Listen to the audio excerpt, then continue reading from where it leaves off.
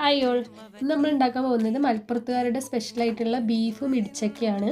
ഇതിനായിട്ട് കുക്കറിലേക്ക് കഴുകി വൃത്തിയാക്കി വെച്ച ഒരു 1 കിലോ ബീഫ്, അതിലേക്ക് ഒരു വലിയ സവാള അരിഞ്ഞത്, പിന്നെ 2 പച്ചമുളക്, കുറച്ച് ഇഞ്ചി വെളുത്തുള്ളി ചതച്ചത്, ഒരു തക്കാളി അരിഞ്ഞത്, ഇതിട്ടതിന് ശേഷം കുറച്ച് കറിവേപ്പില, പിന്നെ ഉപ്പ്, മല്ലിപ്പൊടി ഒരു 2 ടീസ്പൂൺ മുളക് പൊടി, ഒരു സ്പൂൺ മഞ്ഞൾപ്പൊടി ഒഴിക്കുക. എന്നിട്ട് കുറച്ച് വെളിച്ചെണ്ണ ഒഴിച്ചതിന് ശേഷം നന്നായിട്ട് മിക്സ് ആക്കുക.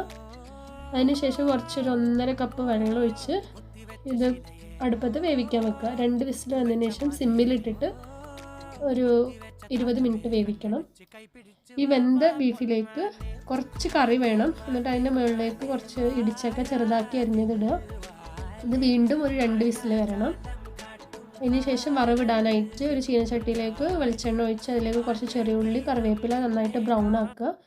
ഇത് ഉണ്ടാക്കി വെച്ച മിക്സിലേക്ക് ഒഴിക്കുക. നമ്മുടെ ബീഫും ഇടിച്ചക്കയും റെഡിയാണ്. ഇത് മലപ്പുറത്ത് മാത്രമുള്ളൊരു ഡിഷാണ്, വേറെ എവിടെയും കേട്ടിട്ടില്ല. അപ്പോൾ എല്ലാവരും ഒന്ന് ട്രൈ ചെയ്ത് നോക്കുക. നല്ല ടേസ്റ്റുള്ള സാധനമാണ്.